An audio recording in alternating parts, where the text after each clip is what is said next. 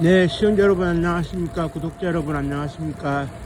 100원, 200원 후원해주시는 후원자분들께도 감사의 말씀을 드리고요.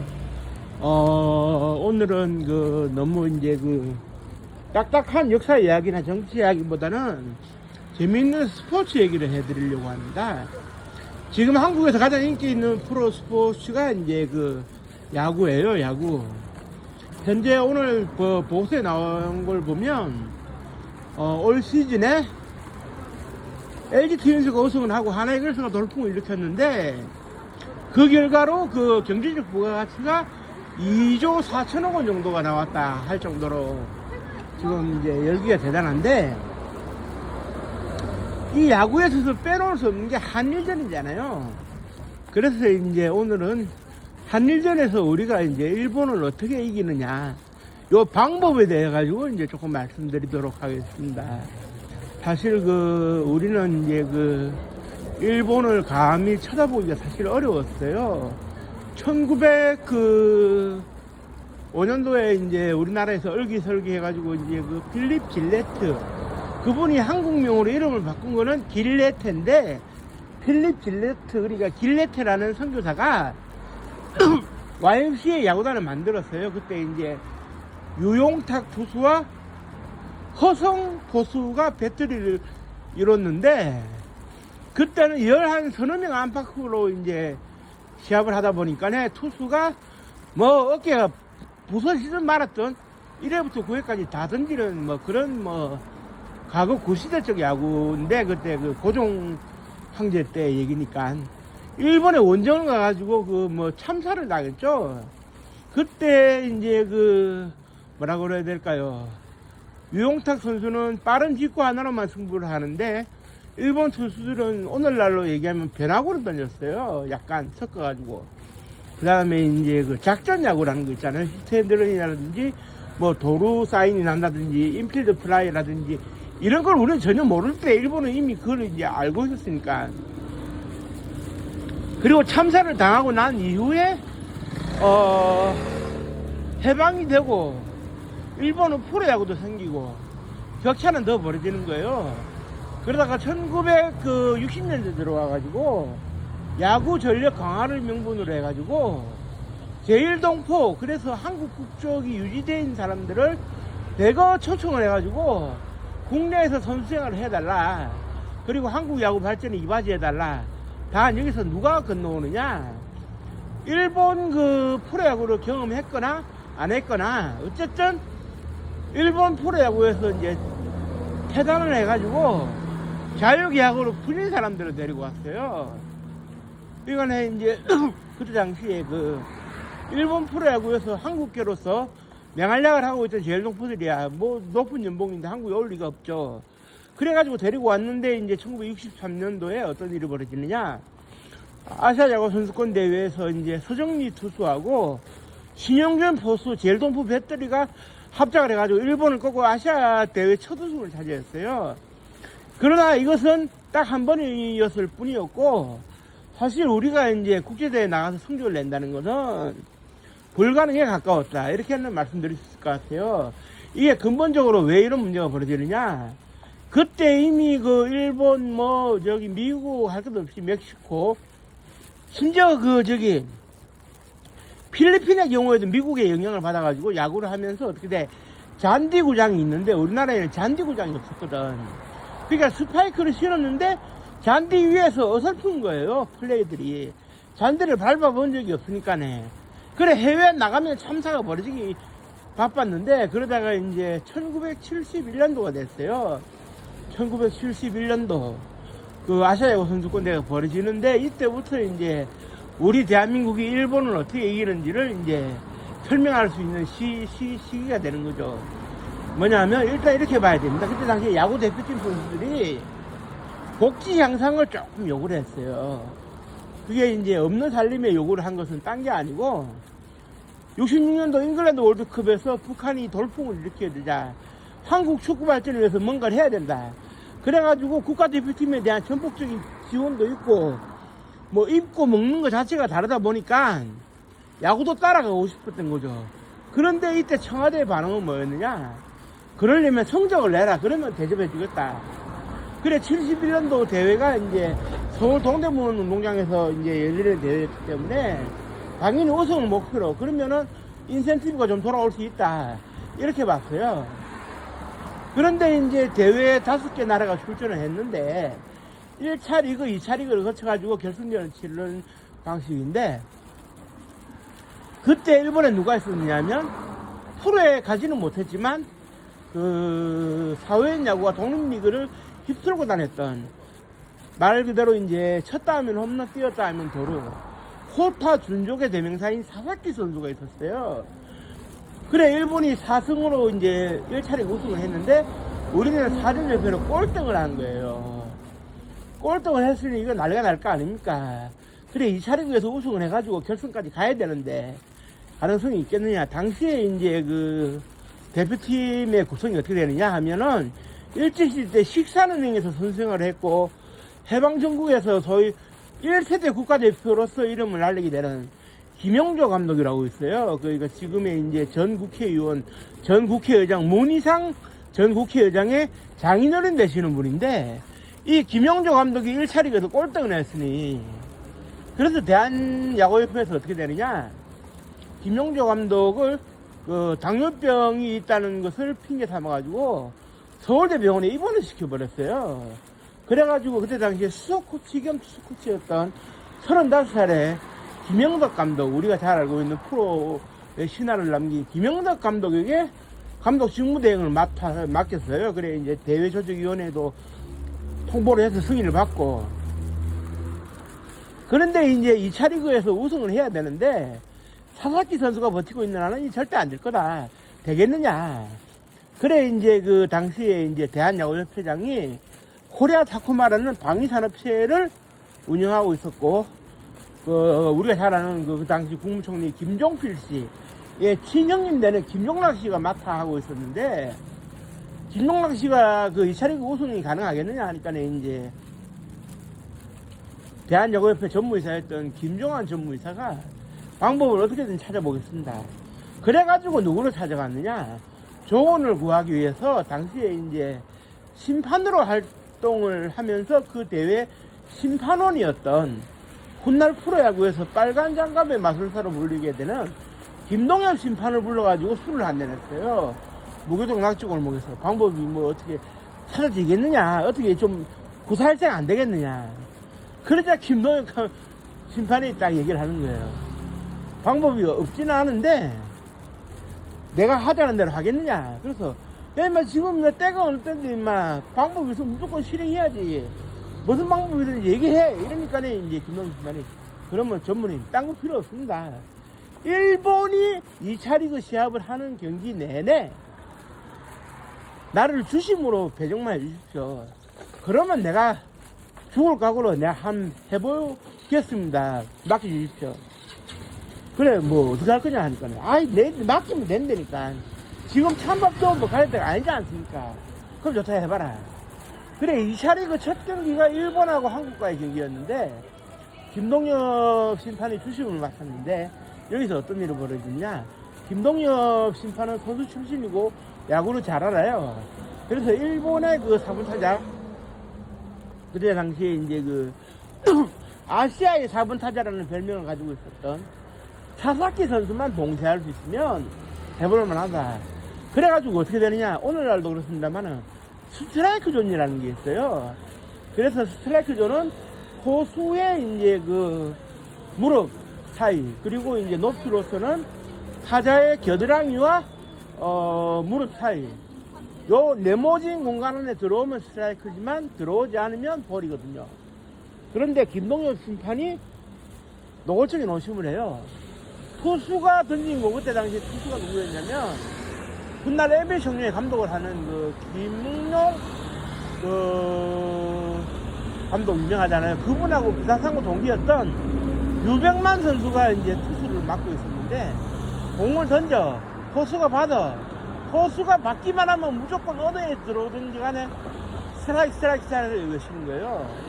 그러면은 볼인 줄 알고 기다리고 있던 사사키 선수는 어떻게 되겠습니까? 3구 3진을 당하는 거죠.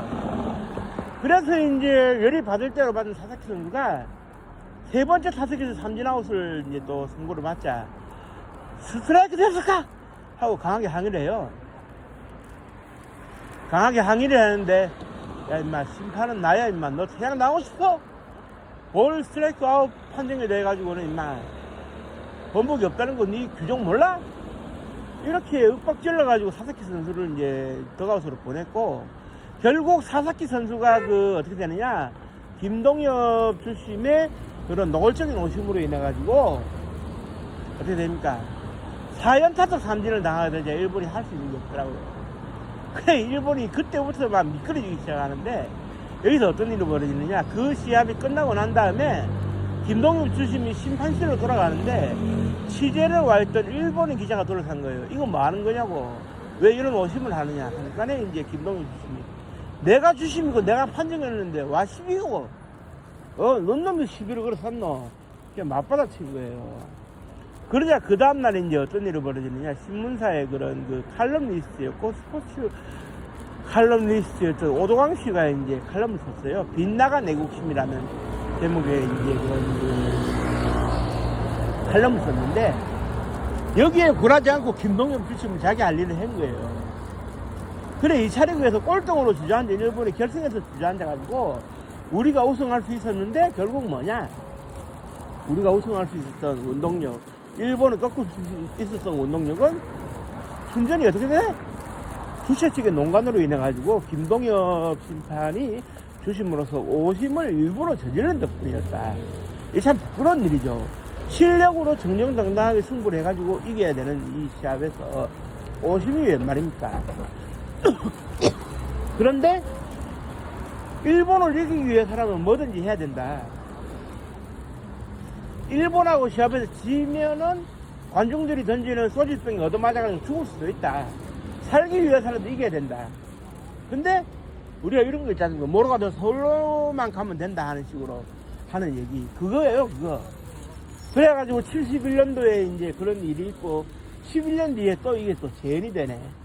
1980년도 제27회 세계 아마야구 선수권 대회가 서울에서 열렸어요.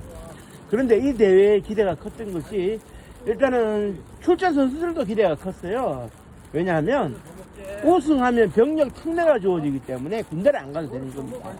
그러니까 목숨 걸 수가 있죠. 그런데 이제 우리가 이제 1980년 제26회 그 세계 야구 선수권 대회가 2년 전에 열렸을 때 우리가 준우승을 차지했거든요.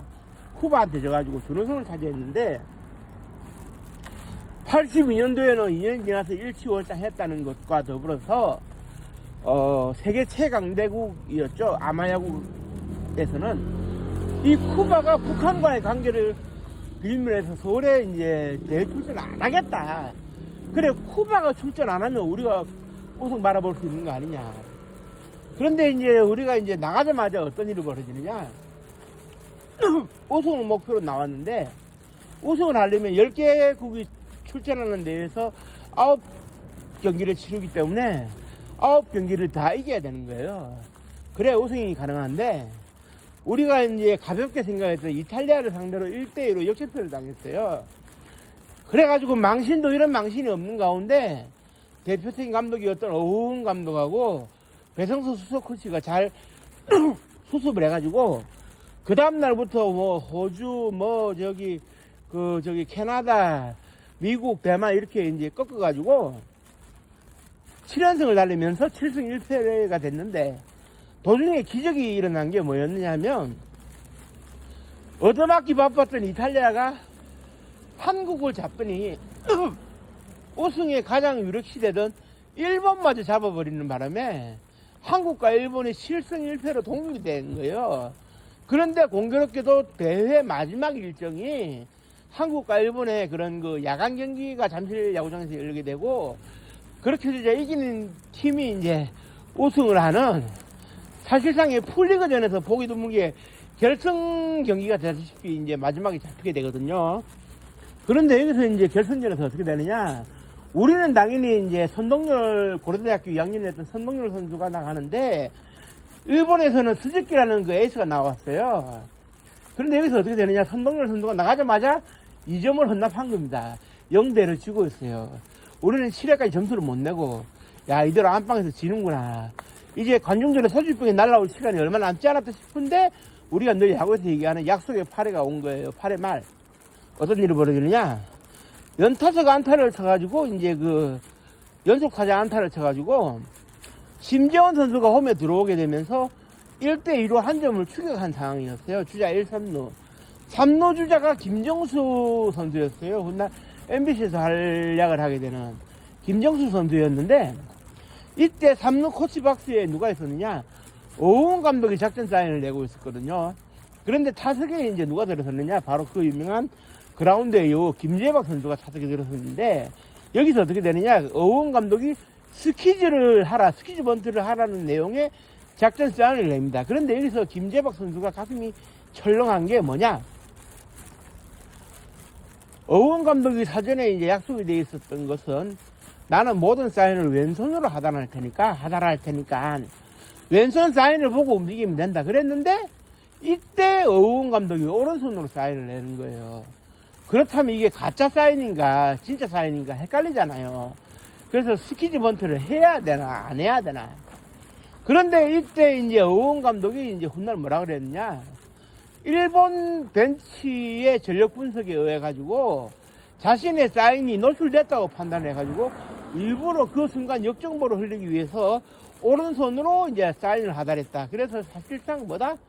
보내기 스키즈 번트를 하면 안 된다였어요. 그 결론은. 그런데 이때 어떻게 되느냐? 일본 벤치에서는 스키즈 사인이 나온 줄 알고 스키즈에 대비하라고 서지키 선수에게 이제 작전 사인을 전달했거든요. 그렇게 되자 이거 스키즈 사인에 대비하라는 것 같기는 한데 이거 뭐야 이거 헷갈린 거예요. 그래서 이제 서지키 선수가 작전 사인을 반대로 해석을 하는 바람에 할 수 없이 볼을 바깥쪽으로 뺐는데 여기서 그 유명한 김재박 선수의 개구리 번트가 나오긴 나옵니다. 그런데 여기서 이제 중요한 것은 개구리 번트로 인해 가지고 순식간에 이제 김정수 선수 홈에 들어와 가지고 이제 세이프 돼 가지고 2대2 동점이 되는데 여기서 첫 번째 장면이 나오는 것이 뭐냐면 김재박 선수의 보내기 스키즈 번트가 아웃이에요. 사실 아웃. 무효. 원칙적으로 하자면 무슨 얘기냐? 타자는 그 타자 박스 네모 안에서 이제 그 배팅을 해야 되고 배팅을 하는 도중에 이제 한 발이 바깥으로 빠져나가더라도 한 발은 배팅 박스 안에 이제 들어가 있어야 될 뿐만 아니라 그 다음에 배팅을 하는 그 순간에 양쪽 발바닥 중에 한 발바닥이라도 지면에서 떨어지면 안 된다는 규정이 있어요. 원래 야구의 규정. 그런데 이제 우리가 이제 그 만화에서 보면 혈가치가 그러잖아요. 그 이제 만화에서 이제 나오는 얘기지만 높은 공이 들어왔을 때 약간 점프를 해가지고 공을 후려쳐가지고 담장 밖으로 던지는 홈런. 이거는 만화에서 나오는 건데 실제로는 무효입니다. 무효. 그런데 그날 어떻게 되느냐? 개구리 점프를 시도했던 그 김재박 선수의 점프 순간에 어떻게 되느냐? 그 오른발이 공중으로 뜨면서 왼발도 미세하게 공중으로 떴다. 즉 다시 말해서 일본 벤치에 상의를 한다면 이것은 엄정하게 무효 처리가 되어야 될 번트의 순간이었다. 그런데 여기서 중요한 게 뭐냐? 일본 벤치에서 순간적으로 항의를 안 하는 상태에서 주심이 모른 척 눈 감아준 겁니다. 이 오른발과 왼발이 순차적으로 지면에서 뜬 상태에서 번트가 이루어졌다는 것에 대해 가지고 눈 감아준 거죠. 그리고 또 두 번째 장면이 나오는 게 그 투아웃의 주자 1, 3루가 된 상황에서 그 유명한 한대하 선수가 이제 나오는데 해결사라는 별명으로 유명한 한대하 선수가 나오는데 원 스트라이크 투볼이 됐어요. 투 스트라이크 원볼이구나. 투 스트라이크 원볼이 돼가지고 이제 스트라이크 하나만 더 나오면 삼진 아웃이 되는 거예요. 그러면 8회는 끝나야 되는데 연속해서 볼이 두 개 몸쪽으로 정확하게 찔러 들어왔는데 이거 스트라이크구나. 일본 벤치에서는 안도 할 수 있고 한국 벤치에서는 탄식이 나올 수밖에 없는 그 장면에서 연속 두 개로 주심이 어떻게 돼? 볼 판정을 내립니다. 그렇게 되자 투 스트라이크 3볼로 변한 상태에서 찔렀다고 찔렀는데 볼 판정을 받아 당황한 그 구원투수 세키네라는 투수가 정직하게 던진 걸 한대하 선수가 받아쳐가지고 석점짜리 홈런을 만들어내고 5대 역전승을 거둘 수가 있었는데, 결국 그날에 이제 그 한국 측에 봐주는 판정을 내린 심판이 누구였냐, 주심이 누구였냐, 제가 뭐 이름은 말씀드리지 않겠습니다만은, 개인의 명예를 위해서 이름은 말씀드리지 않겠습니다만은, 그분이 한국인이었어요.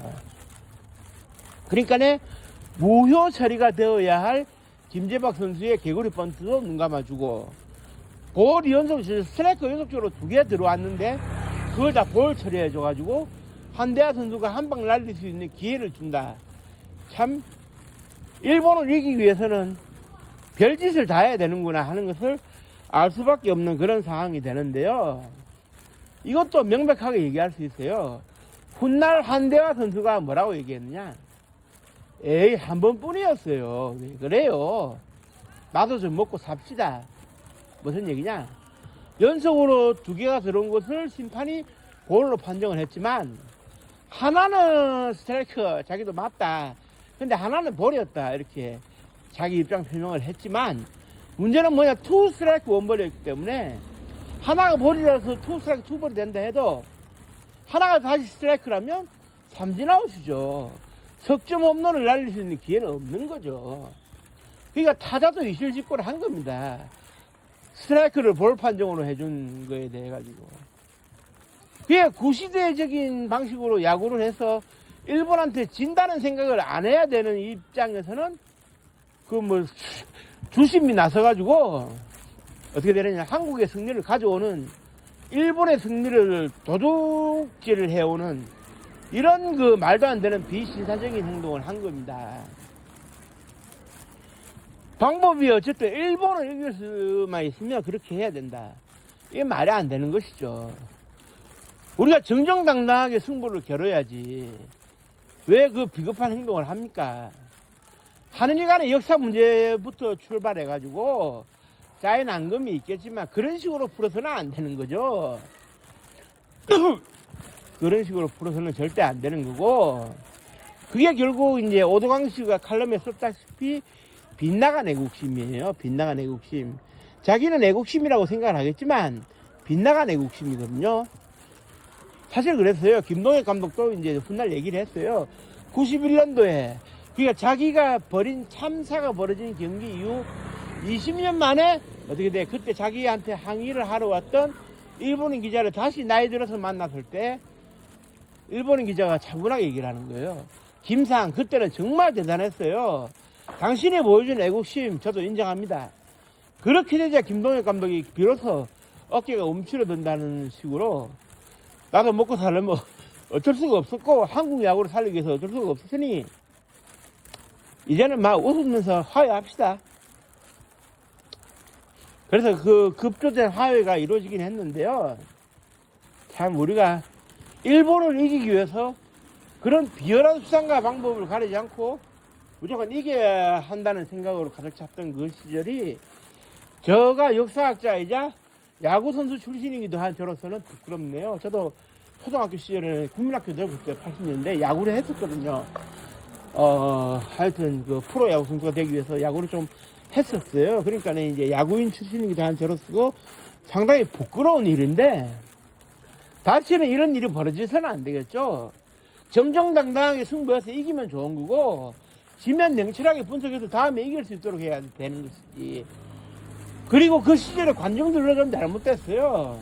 일본한테 진다 하면 온갖 욕설을 퍼붓고 소주병을 던지는 이런 난동을 부리는 행위는 잘못된 거죠. 역사적 관점과 스포츠의 관점은 당연히 다른 건데 그걸 동일시한다는 것 자체가 있을 수 없는 일 아니겠습니까? 이제는 성숙한 역사의식과 애국심을 가지고 우리도 변해야 됩니다. 무조건 몰아가면 서로 가면 된다고 무조건 이기는 거에 주안점을 둬서는 안 되는 것이죠. 깨끗한 패배가 비열한 승리보다 더 나을 때가 있거든요. 오늘은 좀 이게 스포츠와 관련돼 가지고 한일간의 역사를 좀 살펴드렸는데요. 여러분들은 어떻게 생각하시는지 모르겠지만 뭐 각자의 생각이 있으시면 뭐 이야기하고 싶은 게 있으시면 언제든지 댓글 달아주시면 저는 언제든지 답글 달아드리니까 걱정 붙들어 매시고, 오늘 화요일 밤인데 밤이 늦었습니다. 취침 잘하시고 즐거운 수요일이 되시기를 바랍니다. 고맙습니다. 감사합니다.